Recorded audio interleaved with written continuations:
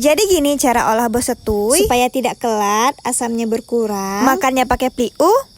Mantap. Pertama-tama kita kupas dulu buah setuinya. Terus jangan lupa sediakan wadah yang udah diisi airnya. Karena setelah dikupas, buah setuinya langsung direndam dan dicuci dengan air garam. Kemudian ditaburkan lagi dengan garam supaya asam dan kelat dari buah itu luruh. Setelah diperas, sekarang lanjut kita buat bumbu coleknya. Ada garam, gula, cabai, dan juga pliu. Teman-teman tahu pliu kan? Masak iya, kita orang Aceh nggak tahu pliu. Sekarang saatnya kita coba dan kita lihat ekspresi teman-teman.